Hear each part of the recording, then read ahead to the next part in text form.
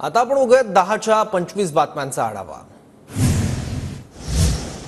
वरळीतून आदित्य ठाकरेंना संदीप देशपांडे आव्हान देणार, सूत्रांची माहिती। वरळी विधानसभेतून मनसे नेते संदीप देशपांडे तर माहीम मतदारसंघातून नितीन सरदेसाई निवडणूक लढवणार, सूत्रांची माहिती। प्रहार पक्ष विधानसभेला 20 जागा लढणार, बच्चू कडूंची माहिती। मराठवाडा, खानदेश, पश्चिम महाराष्ट्रातील संभाव्य उमेदवारांची उद्या बैठकीत उमेदवारांना विचारून पुढील पाऊल टाकणार, कडूंची प्रतिक्रिया। पात्रता नसलेल्यांना पक्षानं मोठं केलं, ज्यांना मोठं केलं त्यांनीच पक्षाशी गद्दारी केली। भाजपचे माजी खासदार प्रतापराव पाटील चिखलीकरांनी पक्षांतर्गत विरोधकांना फटकारलं।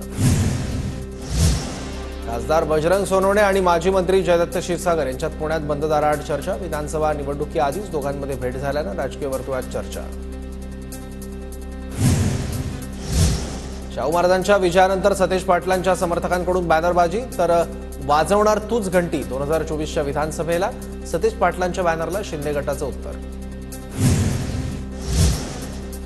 केंद्रीय रस्ते आणि परिवहन मंत्री नितीन गडकरी यांनी पदभार स्वीकारला। अजय टमटा आणि हर्ष मल्होत्रा यांनी राज्यमंत्रीपदाचा पदभार स्वीकारला।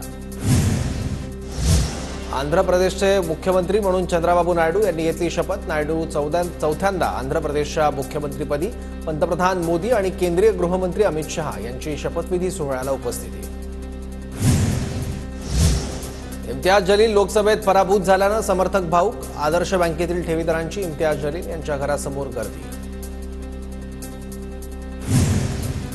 आदित्य ठाकरेंचं उपमुख्यमंत्री देवेंद्र फडणवीसांना पत्र। आदित्य ठाकरेंचं वरळीतल्या बीडीडी चाळी संदर्भात फडणवीसांना पत्र। बीडीडी रहिवाशांच्या अडचणीत लक्ष घालण्याची आदित्य ठाकरेंची विनंती।